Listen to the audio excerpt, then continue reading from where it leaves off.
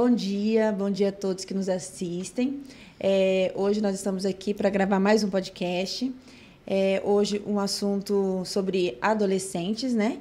E a gente trouxe hoje uma pessoa que atende na Casa do Adolescente, que é a assistente social Thaís Cunha. E ela vai trazer um pouquinho sobre como vive esses adolescentes, né, lá nessa instituição. E, para vocês que nos assistem, já estão acostumados com a gente, Merali, psicóloga, e Rivânia, também psicóloga. É um prazer ter vocês aqui conosco toda semana. Toda semana a gente vai fazer o possível para ter um vídeo novo para vocês, né, a fim de informação, que é o que a gente tem como objetivo. E é isso aí. E a gente queria agradecer você pela participação, para você trazer um pouquinho mais de conhecimento para nós. Obrigada, Rivânia, obrigada, Meirali, pelo convite, né? Aceitei.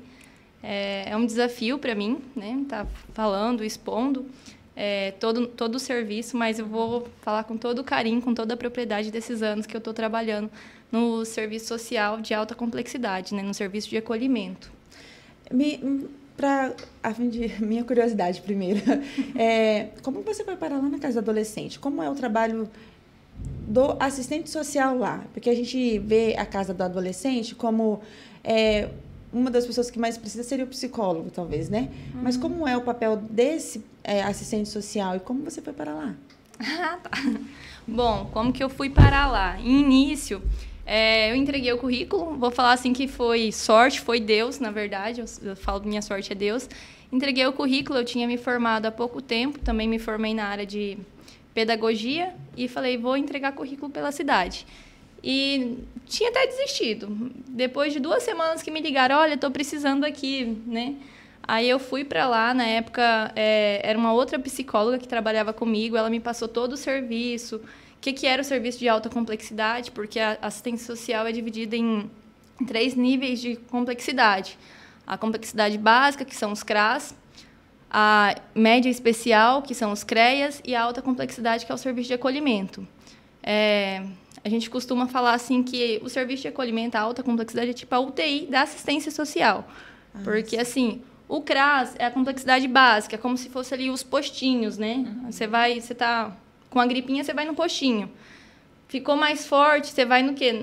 Na UPA, né? Que é o CREAS da assistência social, quando as coisas se agravam.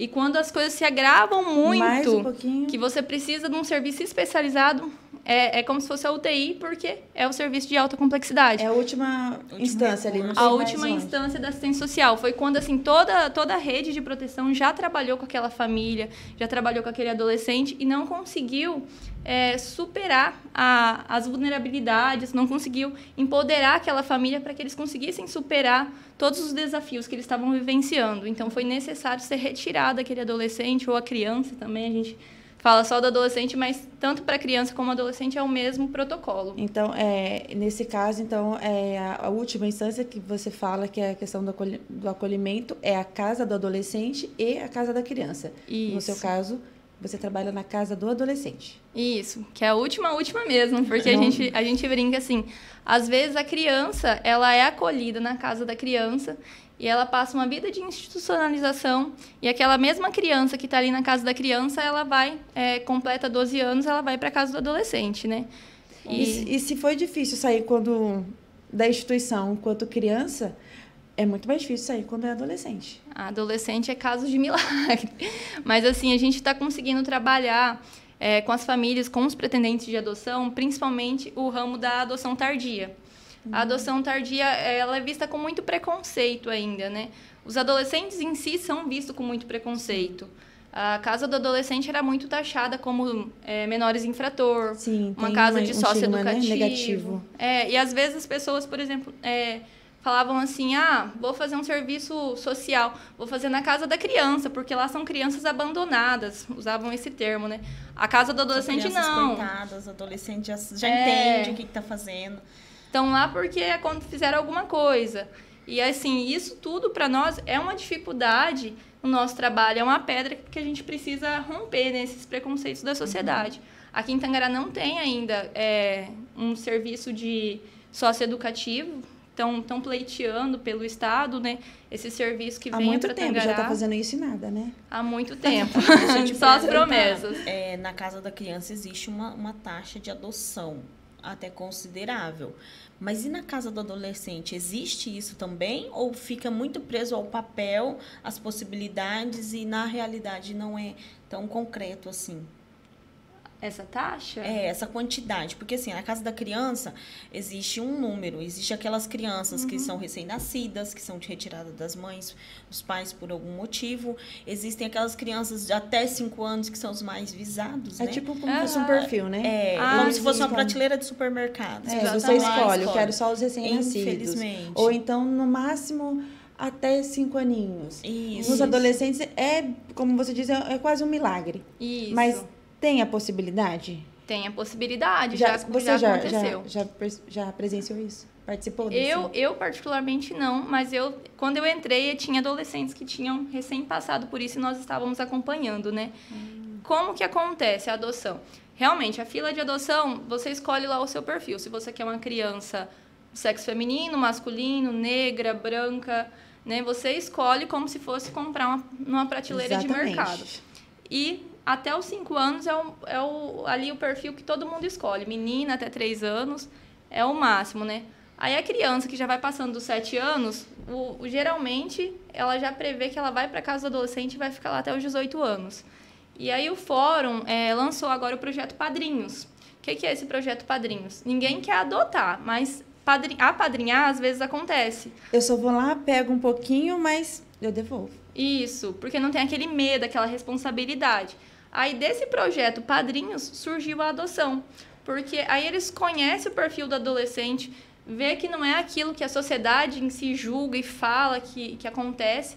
Pega aquele adolescente, se apaixona pelo adolescente. Criam laços, né, afetivos. Laços. Aí é mais fácil de você partir para uma adoção quando você na cria verdade, esses laços. Esse preconceito, pelo menos eu percebi muito na Casa da Criança.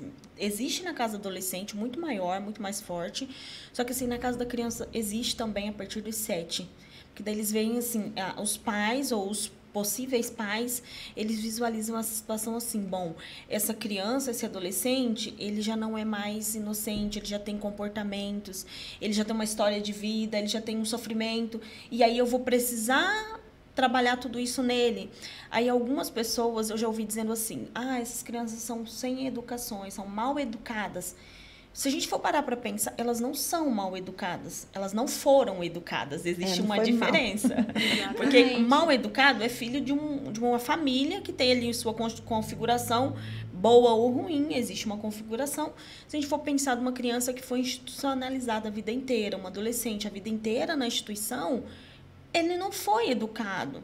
Então, não tem como dizer que ele foi mal educado. Aí, esses possíveis pais, eles dizem assim, não, eu vou trazer essa criança, esse adolescente para minha casa, e aí, quando chegar, ele tem muitos maus comportamentos, ele lembra de muita coisa, ele tem informação. Só que é um pensamento errado, porque um bebê recém-nascido também tem a história. Ele também tem memória. Né? Então, pelo menos na Casa da Criança, tinha bebês que dormiam a noite inteira. Era um anjo. Dormia a noite inteira, dormia o dia recém-nascido. Aquele bebê calminha, não tinha cólica, não tinha dor, não tinha sofrimento nenhum. Era adotado. Era a criança ser adotada, a criança chorava a noite inteira, a criança não dava paz, a criança não dava sossego. Ou seja, como era pequenininho, tinha-se um entendimento que, eu não vou devolver porque é só uma fase, criança é assim mesmo, criança chora, está se adaptando. Mas a verdade é que aquele choro é da história dessa criança, né? Porque que quando chega na adolescência, algumas crianças foram rejeitadas lá na gravidez. E aí, quando a criança chega no lar adotivo, como ela não sabe falar, ela vai chorar. Então, alguns pais têm um preconceito, as pessoas que estão na fila da adoção têm um preconceito justamente disso. Porque falam assim, não, uma criança com mais idade, ela entende.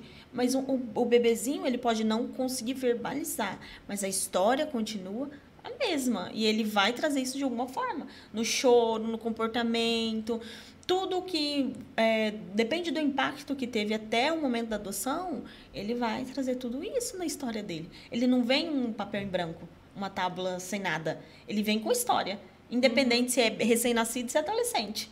Adolescente tem mais. Né? A questão é saber o quanto esse casal está disposto a adotar. Na verdade, assim, o casal que passa pela fila de adoção, a gente fala assim, para você conseguir um bebê é 6 anos, 7 anos a média, por aí, realmente. Porque é uma gestação para você se preparar justamente por todos esses assuntos.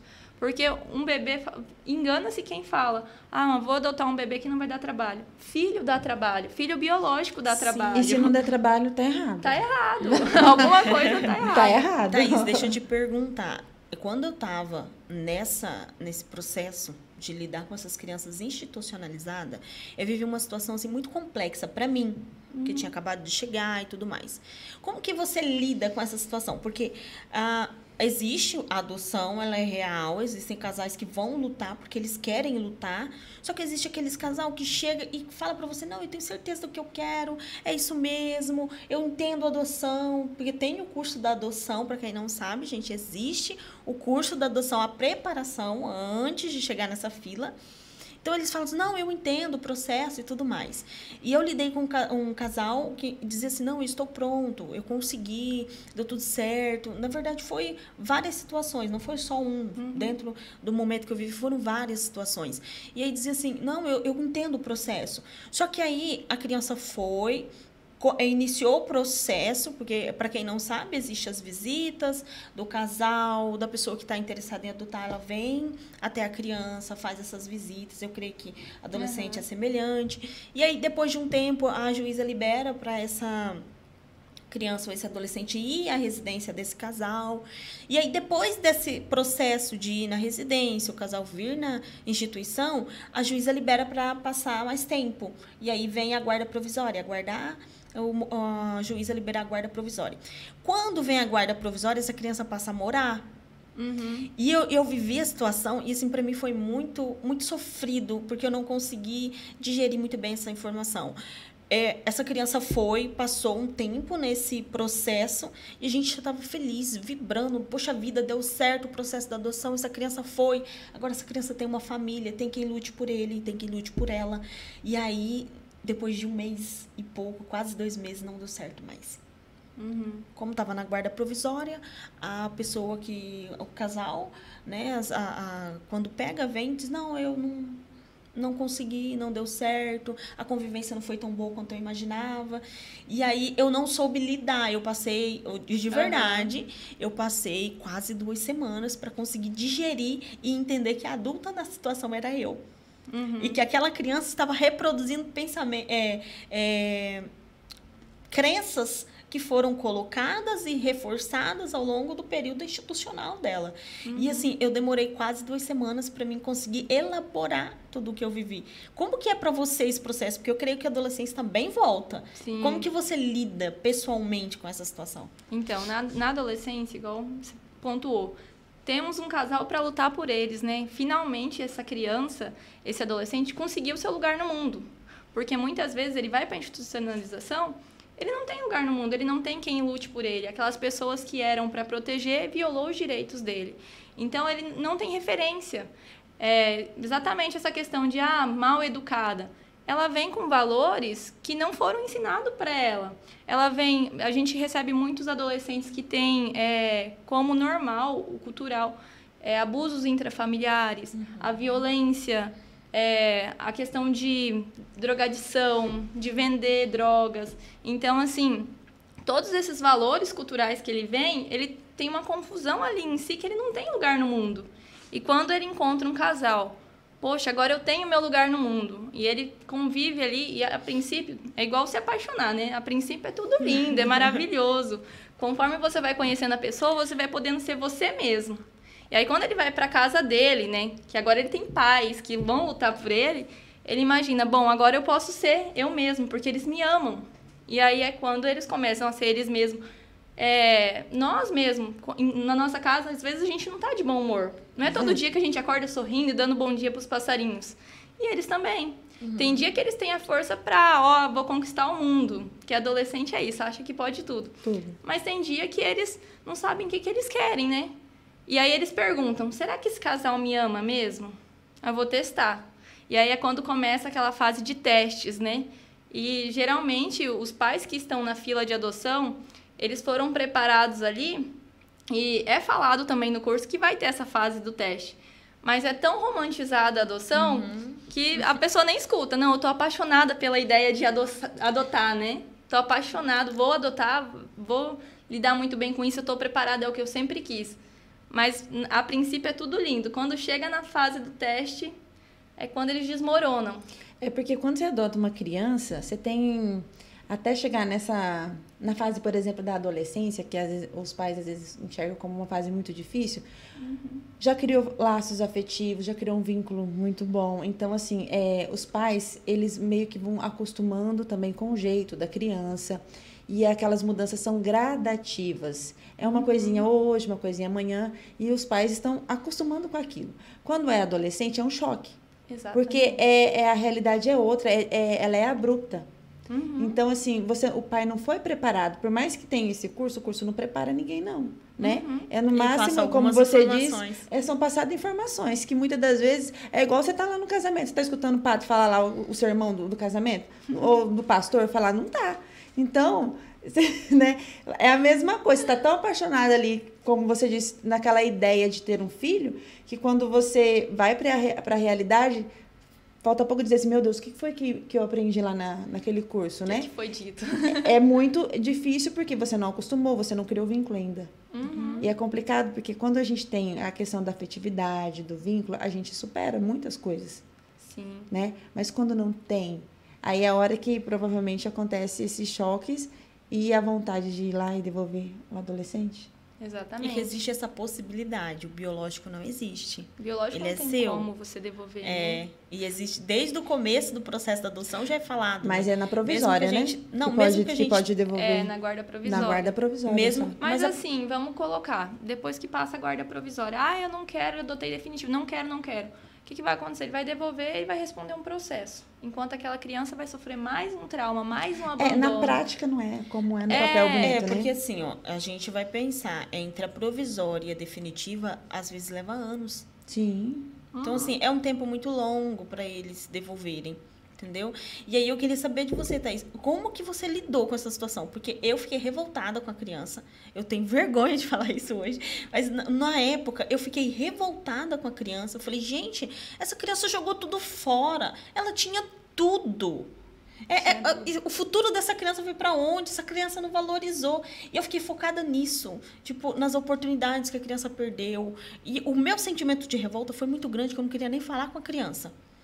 E aí eu entendi, quer dizer, eu resolvi não falar realmente, porque eu sabia que se eu falasse, eu ia falar coisas e magoar essa criança e criar traumas para essa criança. Então eu resolvi ficar calada. Quando eu me acalmei, aí eu chamei a criança, a gente conversou e resolveu a questão ali. Mas para mim foi muito pesado. Como que você trata essa situação desse retorno desse adolescente? Então, esse retorno, em princípio, a gente tem que acolher. Eu sei que é difícil, né? Mas a gente tem que passar por essas barreiras e acolher o adolescente. Não conversar naquele momento, porque você precisa elaborar um texto ali, uma reflexão sobre tudo aquilo. Teve um adolescente que passou pela essa situação e eu falei, olha, passaram cavalos arriados na sua frente. Você não montou nos cavalos arriados. Agora você vai ter que ser seu próprio cavalo. Você vai ter que fazer curso, vai ter que entrar no mercado de trabalho e você vai ter que se sustentar quando você fizer seus 18 anos. Porque lá na casa do adolescente, o que a gente prega é isso. Já é uma questão mais madura. Porque a gente tem que ser realista. Adolescentes é um milagre ser adotado. Existe possibilidades? Existe. Mas são muito difíceis. Então, assim, a gente prepara o adolescente na linha do empoderamento. Você vai estudar, vai trabalhar. Nós que somos pobres, a única saída é estudar. A única salvação é estudar. E lá na casa do adolescente, teve adolescentes que foram seu próprio cavalo arriado, pegaram o gás e estão formados, estão fazendo faculdade. A gente tem 3 casos que eu tenho contato, que uma está lá na UFMT em Cuiabá, terminando Direito. Isso é uma vitória. É uma vitória. Tem um que está fazendo Ciências Contábeis aqui na Unemat, está trabalhando na Ambev de auxiliar administrativo. A outra está de gerente, está fazendo faculdade. Agora ela passou, está indo lá para Cuiabá, que é o sonho dela, fazer psicologia na UFMT. E só que assim, ela saiu, ela ficou fazendo cursinho e trabalhando aqui. Ela subiu no cargo, né, para gerente e tá super bem. Tem os casos que, infelizmente, eles reproduziram aquilo que eles viram como valores. O nosso trabalho lá dentro é tão difícil porque a gente precisa implantar novos costumes, novas culturas, fazer os adolescentes entender que aqueles costumes, aquela visão de mundo, os valores que eles receberam são equivocados, né? Perante a sociedade são equivocados. E tem a questão do tempo, né? Porque, assim, a gente entende que a adolescência, ou pelo menos a lei entende que a adolescência começa aos 12. Só que você não recebe todos os adolescentes aos 12. Às vezes você recebe com 16, às vezes com 17, já quase completando 18. Porque às vezes não está encaixando lá na casa da criança. Eles vão antes para a casa do adolescente, né? Sim, nós já tivemos 2 casos que as crianças que são maiores estavam colocando em risco, tanto eles como as crianças menores, que tiveram que antecipar essa ida para a casa do adolescente. Porque, teoricamente, eles iriam aos 12. Mas ali a situação se tornou tão complexa, insustentável, que teve que adiantar esse processo. Não que ele chegou lá e... batemos uma varinha mágica na cabeça dele, ele virou um anjo. Mas é que lá os adolescentes são maiores, então, assim, é muito mais difícil ele oferecer risco para esses adolescentes maiores e para ele mesmo. Lá nós trabalhamos muito nessa linha de empoderamento do adolescente, então os adolescentes que estão lá já são mais maduros. Eles sabem que saindo de lá, eles não tendo família, eles vão ter que se sustentar. Eles trabalham com eles a necessidade que eles têm de se virar no mundo, sem ninguém por eles, porque a maioria deles vão passar pela instituição até os 18. Até os 18. Né? E aí vão sair lá, porque é obrigatório sair até os 18, né? É obrigatório. Não é que a gente vê que tem alguns casos que a gente consegue, se a gente pedir o relatório, ver que aquele adolescente não está preparado, manter ele até os 21. Mas nunca tivemos antecedentes aqui em Tangará dessa situação. E aqui em Tangará a gente não tem o serviço de república. O serviço de república é justamente dos 18 até os 25, né? Para aqueles jovens que não têm estrutura de se manter sozinhos, né? Então, eles precisam de um lar. E como que faz com esses que completou 18 anos, tem que ser inserido no mercado de trabalho de qualquer jeito, porque não tem ninguém por ele, como que ele vai se manter? Como que faz com esses adolescentes? Com esses jovens, no caso, né? Já saiu da adolescência e tem que se virar. Então... A maioria dos nossos adolescentes, ali no finalzinho, a gente já consegue estar, com 16 anos, já está inserindo ele no mercado de trabalho. Praticamente todos ali a gente consegue colocar eles em cursos profissionalizantes e inserir eles. E a gente abre uma conta, poupança, que eles não têm gasto lá na casa do adolescente. Então, todo o dinheiro deles, do menor aprendiz, do trabalho deles, é guardado nessa poupança. Para quando ele sair, ele ter condições de se manter. Também a gente conta com a ajuda de toda a sociedade, porque quando eles saem e não tem ninguém, a gente precisa montar uma kitnet para eles, com pelo menos as coisas básicas, um fogão, uma geladeira, uma cama, né? O mínimo para eles poderem sobreviver. É a sociedade que ajuda? Então, é a sociedade que ajuda. Nesse sentido de montar um lugarzinho para eles ficarem. Isso, a sociedade a gente pede, e a sociedade de Tangará é muito solista. Eu vejo bem nas redes sociais, às vezes, algum projeto de vocês, né? E eu vejo que a sociedade se empenha em ajudar. Mas a gente vê também que é muito maior a ajuda para a casa da criança, às vezes, né? Sim. Porque tem, não sei, é uma questão de Antigamente era. Mas hoje está igual? Hoje não. Hoje a casa do adolescente tem mais destaque do que a casa da criança. Justamente por termos sofrido, assim, eu falo termos porque eu me considero na equipe da casa, né? E junto com os adolescentes que sofreram preconceito, nós sofremos tudo aquilo, a gente quebrou esse status de menores infratores, né? Enquanto as crianças da casa da criança devem ser protegidas e os adolescentes deveriam ser julgados, a gente foi trabalhando na mídia, mostrando o trabalho da casa do adolescente nas redes sociais, o que eles fazem lá, o porquê que eles estão lá. E a gente conseguiu igualar, igual a Meirali falou. Hoje nós temos mais destaque porque a gente precisou ir atrás. Foi atrás e correu para poder quebrar essa ideia de que são menores infratores, né? Porque assim, na verdade, o que acontecia? A casa adolescente não tinha destaque, não era por ser bom ou ruim, era pelo simples fato de não ser repassada informação a respeito do que, como funciona, o que é esse sistema, qual que é a importância. E aí a Casa Adolescente começou a trazer essas informações para a sociedade e as pessoas começaram a entender que existia um preconceito, ou seja, uma informação errada a partir daquele tema, e aí precisava resolver, né? Então a Casa do Adolescente teve mais destaque por isso. Thaís, explica pra gente um pouquinho como que é a questão, os fatores que levam o adolescente à instituição. O que acontece? Porque geralmente, como você falou antes, a visão de que eram menores infratores, dá a entender que são esses adolescentes que faziam alguma coisa errada aí na sociedade, na rua aí, e aí eles foram levados. Uhum. Não é porque eles cometeram infração que será levado para a instituição. Na verdade, o que acontece, a maioria são ações que ocorrem dentro de casa, de maus tratos. Seria esse o fator principal que leva esses adolescentes à instituição? Isso.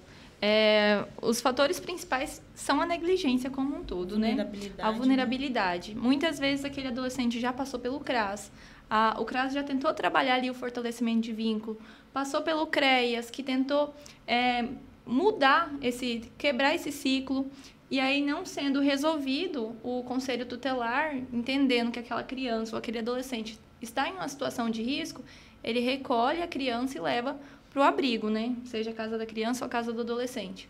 Ou, às vezes, também acontece por decisão judicial, porque essas famílias, geralmente, o CRAS acompanha, o CREAS acompanha, o conselho acompanha, e é marcada uma audiência, e essas equipes entre si conversam e colocam ali o parecer. Vocês acham que é necessário o acolhimento? Não é necessário? Os principais motivos, geralmente, são a negligência. Muitas vezes, os pais que têm valores distorcidos perante a sociedade ensinam aquela criança a furtar, a fazer uso de droga. Então, muitas vezes as pessoas confundem porque acham... prostituição também, né? A prostituição, nós temos muitas meninas que foram aliciadas pelas próprias mães a cometerem prostituição, às vezes até a favor de carne, legume. A prostituição começa ali por questões de sobrevivência que a mãe coloca aquela filha, por questão de vulnerabilidade socioeconômica, uma fragilidade socioeconômica na família, né? Então, assim... a questão do abuso também. Muitas vezes as meninas são abusadas, contam para as mães não acreditam. Uhum. Ou às vezes fecham os olhos porque aquele marido, é o provedor de casa. É o provedor de casa. Se sair, vai trazer dificuldades. E principalmente também o caso de violência doméstica. Violência doméstica é tão enraizado que aquela criança, ela acha que é normal. Já chegou pra gente adolescentes que estavam com a saúde dentária precária, dentes quebrados, que a mãe...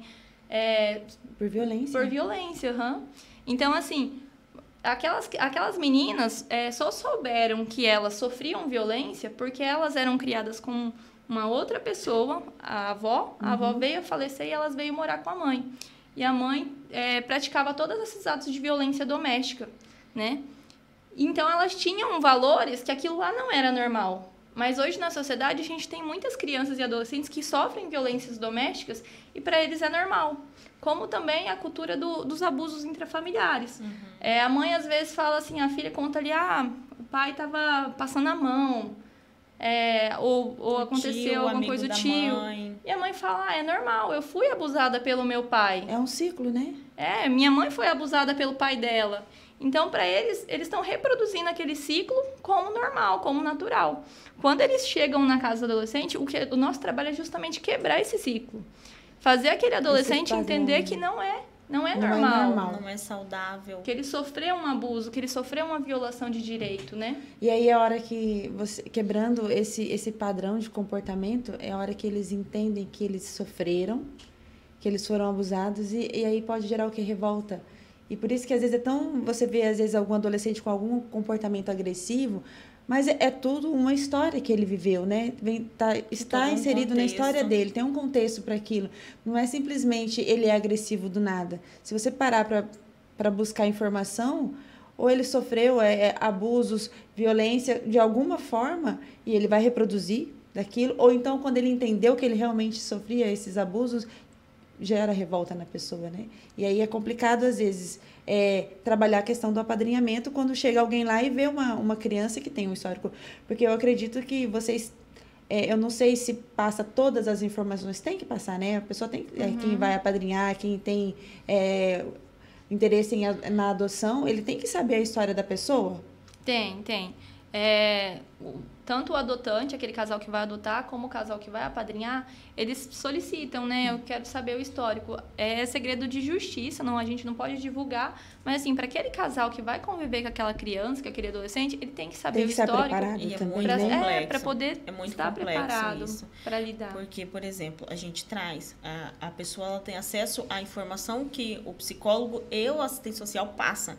Não tem acesso ao documento, ao processo, né? Porque no processo tem muita coisa, enfim, que aí vem o segredo de justiça. Mas é questão de saber, pelo menos, o que ele sofreu, né? A ideia de você trazer a história dessa criança, desse adolescente, é justamente trazer um impacto, porque primeiro você traz a informação, para depois esse casal ter o contato, ou essa pessoa, porque nem sempre é um casal, essa pessoa tem acesso a essa criança e adolescente. Então, você vai lá, você entrega essa informação e eu não sei para você, Thaís, mas para mim, a gente trazia essa informação o mais impactante possível. A gente trazia... Era como uma porrada mesmo. Tipo, essa criança tem comportamento agressivo, o comportamento dela é assim, assim, assim, e você precisa saber lidar com isso. Para dar aquele choque de realidade, o casal já olhar ou a pessoa falar, não, esse tipo de comportamento eu não aceito.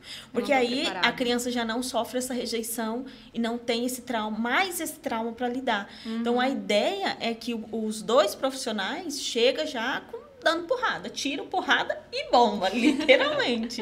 Para o casal entender assim, isso que eu quero, não vou entrar nesse barco. E aí, talvez o mais doloroso é que eles falam assim, não, eu quero, eu entendo o processo, eu sei como funciona. Aí a pessoa entra, e depois que a pessoa está lá, viveu toda uma experiência, gerou uma esperança, uma expectativa, tanto na criança quanto nos profissionais. Acho que muito mais na criança do que nos profissionais. Porque, querendo ou não, a gente... Pelo menos depois do horário para criança, né? Para adolescente. Depois do horário de serviço, você vai embora, mesmo que você é chamado, mas a sua vida é fora dali. A criança não. Né? Então, assim, aí o mais traumático é que essa experiência a criança já viveu, já tem toda expectativa, toda esperança. Aí o adolescente pensa, não, essa é a minha chance, agora vai, agora eu encontrei minha família, e aí não vai. Porque ela apresentou, né, o verdadeiro comportamento, e aí a família falou, não, isso aqui não funciona. Não dá pra mim. E aí tem a rede de apoio, a gente sempre pede rede de apoio. Quem é a sua rede de apoio? Eu tenho mãe, eu tenho pai, eu tenho avó, eu tenho tio. E quem realmente vai te apoiar no momento que você vai precisar? Porque quando a criança apresenta comportamentos negativos, a primeira coisa que eles fazem é devolve. Ah, não, desse jeito devolve. Aí vem o vô e fala, não, devolve, porque essa criança desse jeito não dá. Aí vem o tio e fala, não, devolve. Pelo amor de Deus, você vai ser refém na sua própria casa, onde já se viu, principalmente os adolescentes, né? Então, assim, existe a rede de apoio que existia no começo, já não existe depois. Porque essa rede de apoio, a primeira pessoa, ou os primeiros a dizer assim, abandona o barco, pula fora, deixa afundar sozinho e vai cuidar da sua vida. Mas a gente tem que entender também que eles vão... Com o adolescente é mais difícil, mas... Por exemplo, pode ter muito adolescente ali que vai dar super bem numa família, que vai conseguir criar laços afetivos concretos mais profundos com a família, e que às vezes simplesmente não teve a oportunidade, né? Pelo estigma que né? O fato de que tem essa visão de que a adotar adolescente ele já vem com uma bagagem, mas talvez só faltou a oportunidade de se conhecer melhor. Então, eu acho que a questão é trabalhar isso. Mas mesmo que tenha todas essas oportunidades, o casal tem que querer muito. Sim. Porque no momento do teste, eles fazem cada loucura. Eles fogem de casa, eles trancam o pai e a mãe pra fora, eles botam fogo na casa, eles botam a casa pra inundar. Tem a questão dos testes, mas tem a questão também, por exemplo, da insegurança dentro da instituição. Eles tinham segurança. eles conseguiram criar uma segurança dentro da instituição. Aqui ninguém vai vir aqui me agredir, né? Eu estou protegido aqui, querendo ou não, eu não posso fazer o que eu quero, mas aqui dentro eu estou protegido. Quando você ele sai da instituição e vai para uma casa, ele tem a liberdade que ele não tinha na instituição e que pode trazer para ele insegurança. E aí é uma questão de quem vai adotar estar preparado para essas situações. E muitas das vezes você pode se surpreender com um adolescente de que vai dar tudo certo, que vai ser bom. Às vezes o adolescente tem tanta vontade de ter uma família que ele vai fazer de tudo também para poder dar certo. Talvez nem passe tanto pelos testes, porque a gente não sabe, cada adolescente, cada ser humano é único, né? E eu acho que é essa visão que a gente tem que trazer também, de que adotar um adolescente é possível. Pode dar certo. É difícil, né? Mas é possível. É difícil, mas pode dar certo. Assim como também tem essa visão de que adotar criança é mais fácil, mas pode também dar muito errado. Então, não é uma regra. Não tem uma e que as pessoas pronta. que queiram... Criar filhos, né? Não tem uma Exato. receita. E que o certo seria não você olhar as pessoas a serem adotadas, porque são seres humanos, e não um produto. Como numa prateleira de supermercado. A Thaís, ela vai ter mais contato com essa história do que eu. Mas aqui em Tangará tem a história de uma moça que ela foi adotada já nos seus 12. E tanto ela é usada... eu estou citando a história dela porque a história dela é usada dentro do curso de adoção para os pais. E ela foi adotada nessa fase de 12, 13 anos. Eu não tenho certeza se ela estava na casa adolescente ou se ela ainda estava na casa da criança. Mas foi nessa fase. E assim, a fase de teste dela foi terrível. Foi terrível. Ao ponto de, no último teste mais pesado, a mãe dela abraçar ela e dizer, não, eu estou aqui, você é minha e eu não vou te abandonar. Esse foi o ponto-chave para os testes dela. Eu acho que você conhece melhor essa história do que eu. Esse foi o ponto-chave da história dela para ela entender que ali ela tinha a segurança e que ela não precisava mais fazer teste, que aquela pessoa realmente amava ela, apesar de todos os defeitos, apesar de todas as imperfeições. Então, assim, aquilo que a Thaís falou, a romantização é muito grande dentro desse processo. Então, assim, por mais que pode dar muito certo, pode dar muito errado. No adolescente, as pessoas já vêm com estigma que vai dar errado. Na criança, eles vêm com estigma que vai dar certo. Exatamente. Mas Thaís, eles têm acompanhamento psicológico, né? Dentro da casa. E às vezes o que acontece é que eles rompem esse tratamento psicológico quando é adotado. Às vezes a família não queira acompanhar, não sei, N razões. Mas um dos fatores que, para dar certo, é continuar o acompanhamento psicológico. Porque não é só uma questão de ele fazer teste com o pai para saber se eu... Não, às vezes são traumas que trouxe da infância. Né? E aí ele vai reproduzir. Então, assim, trazer esse acompanhamento psicológico é quase uma certeza de que pode dar certo. Porque ele vai ser acompanhado, ele vai ser assistido, ele vai ser acolhido no sofrimento dele, nos traumas que ele sofreu. Ele sabe que tem alguém dando suporte para ele. E isso é uma demonstração de afeto. Muitas vezes... Eles estão testando às vezes para saber se realmente aquela pessoa, ele gosta de mim, ele me ama mesmo. Porque os testes são inconscientes, não é nada pensado, estruturado, do jeito que a gente está falando aqui, né? É tudo inconsciente, esses testes. Muitas vezes, assim, antes a gente falou só da adoção, mas também, quando os adolescentes ou as crianças vão para o abrigo, antes deles irem para a adoção, de serem destituídos, a equipe procura a família extensa. Sim. E essa família extensa é a mesma situação da adoção. Eles também vão fazer esses testes com a família para ver se eles estão na casa deles, se eles podem confiar naquelas pessoas. É a mesma situação. Família extensa é alguém da família biológica. Isso, um tio, uma avó. Alguém mais distante que não participou, por exemplo, da situação que ele estava anteriormente. Alguém que não é pai e mãe. Que não é pai e mãe, que não está ali na família nuclear, né? E muitas vezes a gente fala, o adolescente, nós somos reais, né? O adolescente faz isso, acontece isso e aquilo, mas também passa pelaquela fase da romantização. Não, eu quero meu sobrinho, sangue do meu sangue, eu vou pegar ele. Não vou abandonar. Não vou abandonar. E aí eles não continuam o tratamento. Olha, ele faz tratamento, faz acompanhamento psicológico, faz acompanhamento psiquiátrico, faz terapia ocupacional, faz isso. Não, só amor resolve. Só precisa estar de na amor. Família, não tem amor é o suficiente. E aí, muitas vezes, eles não entendem que aquele adolescente, ele não está preparado para receber o amor, não sabe receber esse amor. tem que ser trabalhado isso. Ele não né? sabe, ele não teve essa... E pode trazer, estar dentro da família, querendo ou não, às vezes pode trazer lembranças, pode trazer inseguranças também. Porque, querendo ou não, é a irmã da minha mãe, vai que é igual, alguma coisa assim. É minha mãe, que minha mãe abandonou. Eu não sei o que passa na cabeça do adolescente, é complicado, né? A gente não sabe. O adolescente já tendo uma família nuclear estruturada, quando ele tá naquela fase da pré-adolescência para adolescência, já é complexo. É complexo, porque ele tá numa fase de transformação, ele tá correndo atrás do lugar no mundo dele. Sim. E ele tem aquela família, ele tem o lugar no mundo dele que ele sabe que tem pessoas que amam. Imagina esses adolescentes que não têm essa segurança, disso, né? E aí, essa segurança é terceirizada, o Estado cuida. Depois tem uma família extensa que vai pegar, não vai dar certo, devolve lá. Às vezes ele vai para adoção. Então, ele começa a fazer os testes justamente para saber se ele pode se sentir seguro naquela família ou não.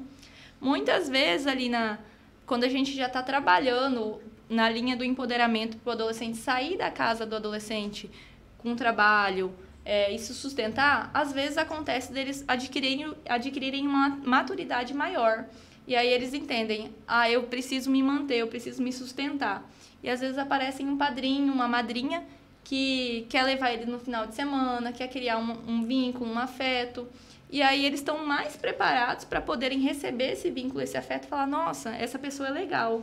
Já conseguem entender sem ter esses medos. Então, às vezes, a gente consegue uma adoção depois dos 16 anos, até com mais facilidade por parte do adolescente, do que com 13 anos, que ele ainda está buscando o lugar dele no mundo, está tentando se descobrir quem que ele é. Então, quando eles adquirem essa maturidade, às vezes é até mais fácil de lidar do que aquele adolescente menor, aquela criança que já está ali nos 7 anos. Então, a questão do apadrinhamento facilita muito a questão da adoção tardia. Isso. É interessante, só um adendo aqui, é interessante a questão do apadrinhamento, porque ele pode não ocorrer a adoção agora, mas ela pode possibilitar na vida adulta esse apadrinhamento. Por exemplo, tem o cantor Milton Nascimento, que ele adotou um menino. A gente chama de menino. A convivência começou com 13 anos, ele ali, com a família, com a mãe e tudo mais. E ele foi adotar no papel, ter o nome, já estava com 20 e poucos anos, já era homem formado. Só que, assim, a alegria, a empolgação é a mesma.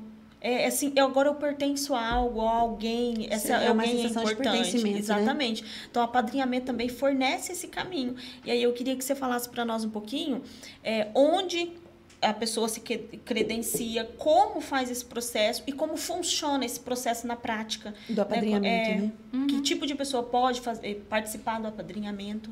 Então, o apadrinhamento ele surgiu justamente para impulsionar essa adoção tardia. São para adolescentes, né? Ou crianças maiores de 10 anos. O apadrinhamento é o mesmo processo da adoção. Você vai no fórum, faz o cadastro lá, a equipe do fórum vai fazer uma visita para fazer um relatório psicossocial, saber quem que é o casal, se esse casal tem condições de ser madrinha, padrinho, né, de um adolescente ou de uma criança mais velha. E após esse processo, eles vão na casa do adolescente ou na casa da criança, conhecer o ambiente, conhecer as crianças, os adolescentes. Em princípio, nós não falamos assim, hoje vai vir aqui uma madrinha ou um padrinho, porque senão fica todo mundo na expectativa, vai me escolher. E dependendo da ansiedade, eles não comem, eles não dormem, eles não fazem nada. A expectativa foi criada. E, consequentemente, frustração, né? Frustração. Então, assim, quando eles vão lá, eles vão para conhecer a casa. A gente sempre fala, não, ele veio conhecer a casa. Porque vai muitas pessoas conhecer a instituição para ajudar a instituição, né? E aí ele fala, eu me identifiquei com tal criança, tal adolescente, eu queria conhecer melhor. Então, assim, a gente conversa com aquele adolescente, olha, a tia tal queria ver se você quer sair com ela para tomar um sorvete. Começa assim, sai para almoçar junto, sai para ir tomar um sorvete, aí depois já passa o dia junto. Aí tudo isso a gente vai fazendo o relatório e encaminhando ao fórum, né, para saber o passo a passo. E aí, conforme a criança se identifica, o adolescente se identifica com aquele casal e o casal se identifica com ele, a gente pede para o adolescente ou para a criança poder ir passar o final de semana. E aí começa as festividades do finais de ano, né? Às vezes eles pegam ali, vão no Natal, volta só depois do Ano Novo. E conforme isso vai acontecendo, tivemos muitos casos de adoção através do apadrinhamento. Que me apaixonei pelaquela adolescente, não imaginava que adolescente era assim, porque eles têm um valor que uma visão que adolescente é rebelde, né? E aí ele se apaixona pelo aquele adolescente. Teve caso de adolescente atingir aos 18 anos e ele ir morar na casa do padrinho. Ele não foi adotado legalmente, mas ele já foi morar na casa do padrinho, da madrinha. É até uma forma de dar esse suporte depois que ele sai da instituição, né? Ter alguém nesse mundo por eles, nem que seja para ir tomar um café, na hora de se fica doente, alguém que vai lá ajudar, pedir um conselho. É bom ter alguém a quem recorrer, por mais que ele vai ter a sua vida, mas quando tem um padrinho, é mais fácil. Ele tem alguém por ele, né? De alguma forma tem. Exatamente. E teve casos de padrinho, madrinha, na verdade, né? Que aquela adolescente, ela não conseguiu se abrir com a equipe ali. Mas aí ela contou uma situação que estava acontecendo na vida dela para a madrinha. Aí a madrinha veio, repassou para a gente poder saber trabalhar com ela, aquilo, né? Ela se sentiu tão à vontade, tão amada pelaquela madrinha, que ela sentiu confiança em contar o que estava acontecendo na vida dela, né? Então, assim, às vezes é isso. Eles precisam de alguém que eles falam assim, ela me ama, sem um motivo. Porque por mais que nós estamos ali na instituição, eles entendem ali a equipe. É a equipe que recebe um salário para poder estar ali. Está ali por obrigação. Está trabalhando. Por obrigação. Está aqui é trabalho, não é porque você quer. Não é um vínculo. E aí, quando tem aquele padrinho que pega ele para passar o final de semana, ele não está recebendo nada por isso, é porque ama ele. Na cabeça dele, ama ele. Então, assim, aí é o momento que aí você vê como que eles são vulneráveis, né? Estão vulneráveis em relação ao sentimento, né? A necessidade que a gente tem de amor, né? Todo ser humano e o adolescente, precisa. assim, eles são mais carentes que as crianças, se a gente for na minha visão, né? Mas eles têm uma barreira, assim, eu não posso demonstrar. Eu não posso demonstrar fraqueza. Acho que tem que ser o maior problema, né? Porque a criança, ela demonstra mais efusiva. O adolescente, ele é mais resguardado, de tanto que já sofreu rejeição. O adolescente, ele é mais proteção, difícil de você conseguir trabalhar com eles para entrar no mundo deles. Mas depois que vocês entram, aí, assim, é fantástico. Né? É fantástico, é encantador. O mundo da aí, nesse momento, nós queremos agradecer a participação da Thaís. Foi muito válida, bom. Foi muito esclarecedor. Sim. E também deixar o adendo para as pessoas que têm interesse em apadrinhar, entender um pouquinho mais do processo, né? Se necessário for, busca na casa adolescente, busca no fórum, entender essas informações e, a partir disso, compreender o processo, participar do processo, ajudar alguém que está precisando de... Não é questão financeira, é questão de carinho, atenção, esse tipo de cuidado que essa criança e esse adolescente é extremamente frágil. Às vezes a gente acha que ajudar o adolescente é só financeiramente. Vou lá fazer uma contribuição na casa da criança. De arroz. Eles precisam muito mais do que isso. Precisam. Né? Eles precisam de todos os... De afeto, né? Segurança. Todas as seguranças que todas as pessoas humanas precisam para se nós desenvolver. Precisamos. Então, ele é um ser humano como qualquer um de nós. O que o seu filho lá em casa precisa, ele também precisa, né? E é um dever de toda a sociedade também colaborar para isso. Eu cuidei do meu. Não, não é. Tá bom. É dever de toda a sociedade, né? Com certeza. Aí nós gostaríamos de te agradecer. E as portas estão abertas. Sempre estão que você abertas. precisar. Lá da casa do adolescente para também. recebê-la. Muito obrigada, meninas.